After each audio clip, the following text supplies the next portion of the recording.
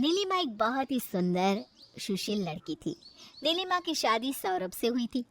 सौरभ एक फौजी था, जिस कारण देश की रक्षा करने के लिए वो बॉर्डर पर तैनात था और नीलिमा यहाँ अपना बहुधर्म निभाने के लिए दिल्ली में अपने ससुराल वालों के साथ रहती थी।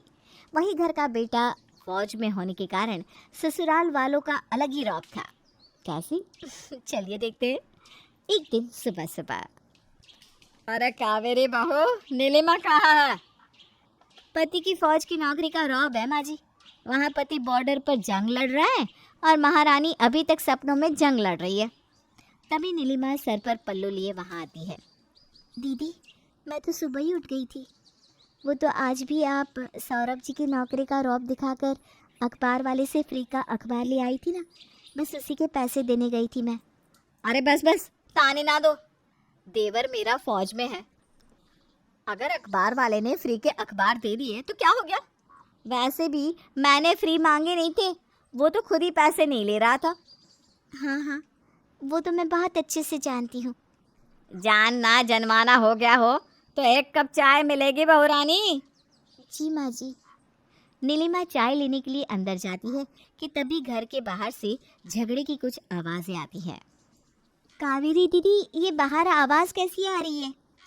अरे कुछ नहीं है, फिर से माँ जी की पड़ोसन से बहस हो गई है। तभी नीलिमा बाहर जाती है तो देखती है कि अरे ओ सावित्री, देख, रोज रोज ये मुझ पे ब्लेम मत लगाया कर कि कचरा मैंने तेरे दरवाजे पर फेंका है। पता है ना मेरा बेटा फौज में है, ज्यादा दादागिरी करेगी तो अंदर करवा दूंगी।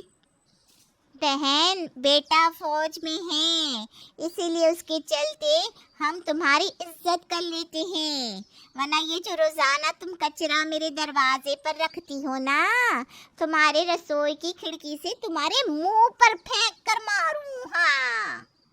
अरे आंटी जी, मम्मी जी को माफ़ करना, अब से ऐसा नहीं होगा। उनकी तरफ से मैं माफ़ी मांगती हूँ, प्लीज़ माफ़ कर दीजिए। बहू से सीखो कुछ। इससे क्या सीखना? और बहू तू क्यों माफी मांग रही है? मैंने कोई गलती नहीं की, समझी? ये रोज झूठा आरोप लगाती है। तुमसे तो बहस बेकार है। फिर पड़ोसन वहाँ से चली जाती है। वहीं दोनों सास बहू घर में अंदर आती है। माँ जी, गलती की है तो माफ़ी मांगने से कोई छोटा नहीं होता। गलती क्या है? मैंने कचरा फेंका तो वो उठाकर कूड़ेदान में डाल देती। वैसे भी फौजी की माँ हूँ मैं, और माफी? तौबा तौबा, मेरी मान तो एक आर्मी मान की बीवी होने का थोड़ा रुतबा बनाए रख। जी माँ जी, इनसे बहस बेकार ही है। फिर नीलिमा अपने काम में लग जाती है। वहीं शाम को जब ससुर घर आते हैं तो वो हॉल में बैठकर किसी से जोर जोर से कॉल पर बात कर रहे थे। अरे हाँ हाँ शर्मा जी, आप उस जमीन पर घर बनवा लो, जो होगा मैं देख लूँगा। अरे हमारी भी पहुँच है, बेटा मेरा फौज में है। अरे ऐसे कैसे म्यूनसिपाल्टी वाले आके तोड़ देंगे? जो होगा मैं देख लूँगा, आप निश्चिंत रहे। पापा जी, ये लीजिए चाय। कान था जी काल पर? अरे अपने शर्मा जी, उन्होंने एक विवादित ज़मीन ली है, सस्ते में मिल गई तो ले ले। अब पता चला कि वो प्रॉपर्टी पहले से ही किसी की खरीदी हुई है। बेचने वाला तो भाग गया, लेकिन शर्मा जी के पैसे डूब गए। वही मैं कह रहा था कि भाई खरीदी है तो अब तो आपकी हो गई, बनवा लो घर, जो होगा हम देख लेंगे। अरे हमारी भी पहुंच है। लेकिन पापा जी, ये तो गलत है ना। शर्मा जी को पहले ही देख ताक कर ज़मीन लेनी थी और आप इनके पोस्ट का गलत फ़ायदा उठाकर ऐसा काम नहीं करवा सकते। बहू, बड़ों के फैसलों में हर बार कूदा मत कर, सब सही है, अब जा यहाँ से। ये लोग ऐसे ही फ़ायदा उठाते रहे तो हो गया जय सिया राम। लेकिन मैं करूँ भी तो क्या? ऐसे ही कुछ दिन बीतते हैं। फिर एक दिन दोपहर में, कावेरी बहू, मैं मंदिर जा रही हूँ। माँ जी, बाहर धूप बहुत है, शाम में चली जाना। अरे नहीं नहीं, शाम में ना मेरी किट्टी पार्टी है, अभी ही जाऊंगी मैं मंदिर। माँ जी, रिक्शा से चली जाओ, बाहर धूप सच में ज़्यादा है, आपको चक्कर आ जाएगा। तू ना उसकी चिंता ना कर, मैंने पहले ही इंतज़ाम कर रखा है। वहीं सास ने बेटे के पोस्ट का फ़ायदा उठाकर आर्मी सिक्योरिटी पहले से ही बुलवा रखी थी। फिर सास आर्मी की गाड़ी में बैठकर मंदिर जाती है और रिटर्न में भी आर्मी की गाड़ी उन्हें घर छोड़ने आती है। वहीं मोहल्ले की औरतें जब ये देखती है तो भाई मौज तो इनकी है, देखो छोटे बेटे के आर्मी में होने के कितने फायदे हैं, सिक्योरिटी तो मिलती है, ऊपर से आर्मी की गाड़ी में घूमने का मजा सो अलग। सो तो है यार, हमारा ऐसा नसीब का। चलो चलो काला महियो, मैं तो यही चाहती हूँ। वही सास जब घर आती है, माँ जी आर्मी की गाड़ी आपको लेने और छोड़ने क्यों आई थी? अरे फौजी की माँ हूँ, अगर बीच रास्ते पर कोई गोली मार देता तो क्या होता है? सोचा है कभी?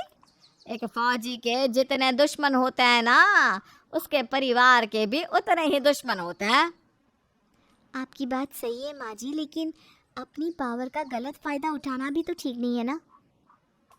और ये पावर भी इनको मेरी वजह से मिली है। अगर ये आके मुझे यहाँ से ले जाए ना तो समझ में आएगा माँ जी को कि फालतू के काम करती रहती है बस। नीलिमा एक बात बता, तुम्हें कोई दिक्कत है क्या? जब देखो तब जलती रहती हो। अरे भले ही वो तुम्हारा पति है, लेकिन उससे पहले माँ जी का बेटा और मेरा देवर है वो, और तुमसे पहले हमारा रिश्ता है, तो हमारा भी हक बनता है ना उसकी चीज़ों पर। छोड़ो दीदी, भैंस के आगे बिन बजाऊं, भैंस बैठ पुकुराई, आगे क्या ही कहूँ। और नीलिमा कमरे में चली जाती है। वहीं बाकी घर वालों की तरह नीलिमा के छोटे देवर और ननद भी थे। वो भी सौरभ के आर्मी में होने का खूब फायदा उठाते थे। दोनों ने जबरन भाई को कहकर अपना नाम आर्मी स्कूल में डलवाया था। घर आने जाने के लिए भी उन्हें आर्मी सिक्योरिटी मिलती थी, जिसका वो अपने मोहल्ले में और दोस्तों के बीच काफ़ी शो ऑफ करते थे।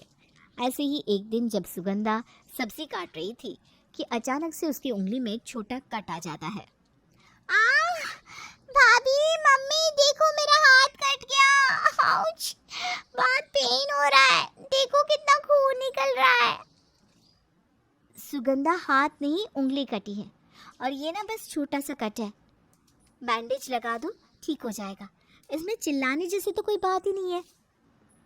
दिखा मेरी बच्ची, हाय राम कितना कट गया है, और तू कहती है कि छोटा सा कट है। तुझे क्या पड़ी है मेरी बेटी की? मरैया जिए हैं? चल बेटी, जल्दी जल्दी मैं तुझे ना आर्मी हॉस्पिटल ले चलती हूँ। वो तो शुक्र है मेरे बेटे का कि वो फौज में है, उसकी बदौलत ही इतनी अच्छी फैसिलिटी मिलती है हमें, वरना यहाँ तो सब झोला छाप डॉक्टर बैठे हैं। इतने छोटे से कट के लिए आर्मी हॉस्पिटल क्यों जाना है? आपको तो सब नॉर्मल सी ही बात लगती है ना देवरानी जी।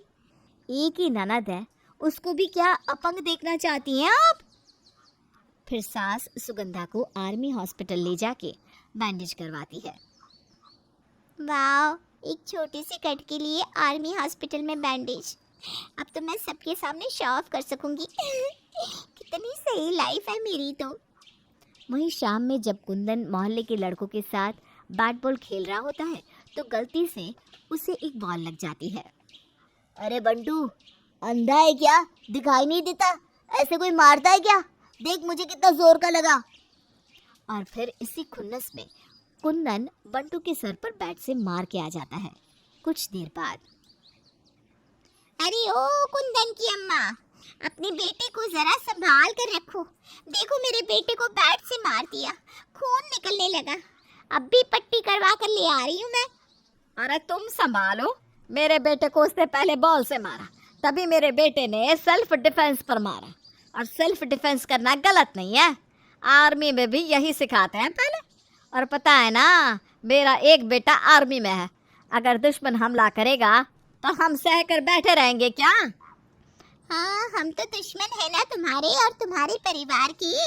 अपने बेटे को भी कह दो जाके कि बॉर्डर पर ही क्रिकेट खेले, मोहल्ले में खेलने की जरूरत नहीं है। चल बेटा बंटू, यहाँ ना सब पागल ही रहते हैं, सरकारी सुविधा और बेटे के फौज में होने का गलत फायदा उठा रखा है सबने। याद रखना बहन जी, जिस दिन बेटा बहू लेके यहाँ से चला जाएगा ना, सारी सुख सुविधाओं से वंचित रह जाओगी। अरे जा जा, आई बड़ी, मेरी बहू कहाँ रहेगी, मुझ पे निर्भर है। वैसे बात तो सही है, लेकिन नो टेंशन, मुझे पता है कि सौरभ नहीं ले जाएगा नीलिमा को अपने साथ। अब क्या बहू को भी बॉर्डर पर जंग लड़वाएगा।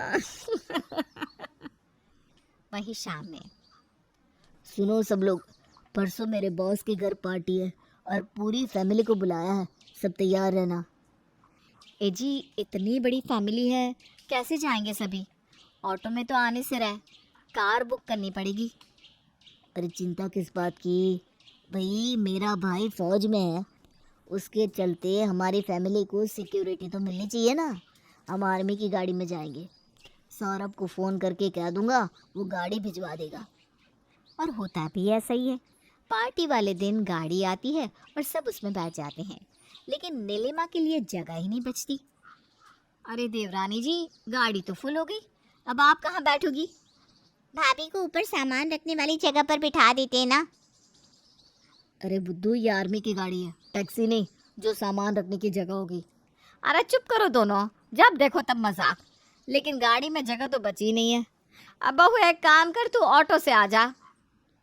नहीं माँ जी, जाने दो, आप लोग जाओ।